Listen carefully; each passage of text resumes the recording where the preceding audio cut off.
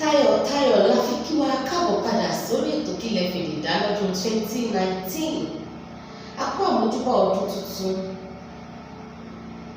A kò gbọdọ̀ yabara mórí jẹ. Ó yẹ ká dúpẹ́ lọ́wọ́ Ọlọ́run ọba tó dá wa sí títí di ọdún yìí, tó jẹ́ ká ṣe alábàápín nínú gbogbo àwọn àǹfààní àti oríire tó wà ní ọdún 2019. Oṣojú mi mo yọ̀. Oṣojú mi mo yọ̀. Oṣojú mi mo yọ̀. Ọdún èyí ṣojú mi mo yọ̀. Oṣojú wa ẹ jẹ́ ká yọ̀. Mo ní oṣojú wa ayọ̀. Oṣojú wa ayọ̀.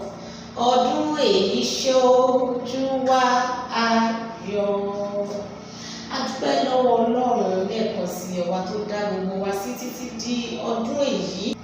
Mo lérò pé gbogbo wa jẹun dáadáa, a pa ọ̀pọ̀lọpọ̀ adìẹ.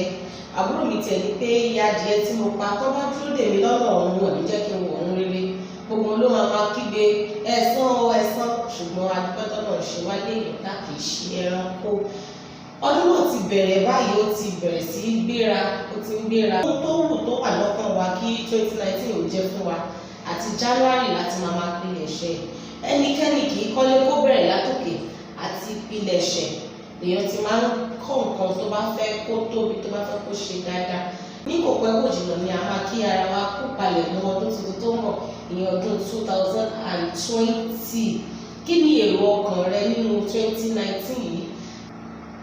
Ẹ jẹ́ kí n jáde sí ọ̀pọ̀lọpọ̀ àwọn ènìyàn náà ti kọ̀wé sí wa tán ní pé Omidan Doris kọ́ wa bá ṣe máa sọ èdè Yorùbá ní kíkọ sílẹ̀ náà a fẹ́ mọ̀ ṣe.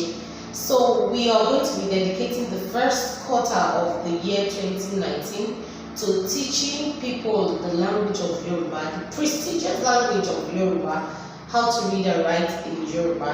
A fẹ́ gbà wá níyànjú pé kẹ́ máa fi ọkàn bá wa lọ lórí ètò lọ́dún 2019. Ó máa dùn, ó máa lárinrin, ó máa kọjá be careful.